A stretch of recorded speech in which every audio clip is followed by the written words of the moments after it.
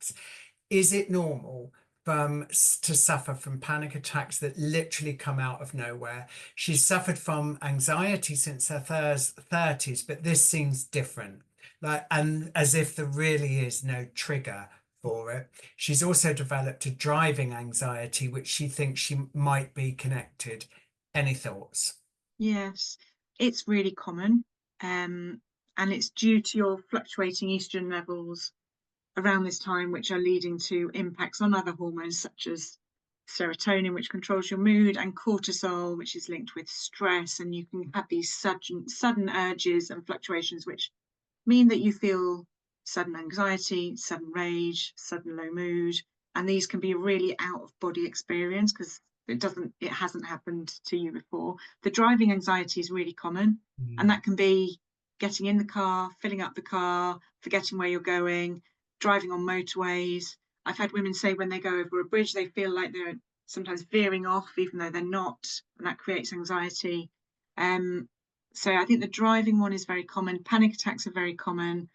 I think I think if you're suffering from that, and definitely that is it's a horrible feeling if you feel panicky and anxious all out of the blue.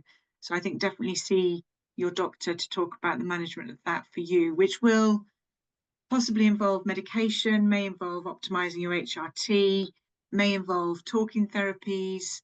I think all of the anxiety course that you've mentioned, Nigel, and all the resources Mm. we have at Arley Street at Home will be helpful. And I think, as I said, I think before, just trying to reduce stress as much as possible. And that's very easy to say, less easy to do. But I think if you're running at a very high level of stress and then you're driving, or then a lorry's coming, and it's very easy to reach to panic.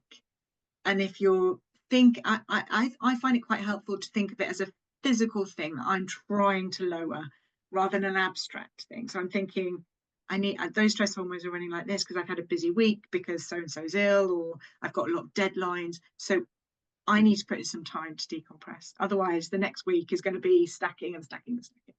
We get better at that, I think, in midlife, but it's hard. Absolutely. And I think, again, what often happens is, just as you were talking last week about ADHD, that there may well be people that have previously managed or coped with the level of stress and the number of plates that they're spinning. And actually, when other symptoms start coming in, and maybe you're not sleeping quite as well, it just becomes unmanageable to deal with the things that previously you felt you were dealing with. Possibly you were struggling anyway, but it just is, it's the straw that breaks the camel's back, isn't it? Yeah. Yeah. It's a horrible way to be feeling. It is very common. I guess I'd reassure Cherry that is Mm. very common, but there is lots of help available. Yeah.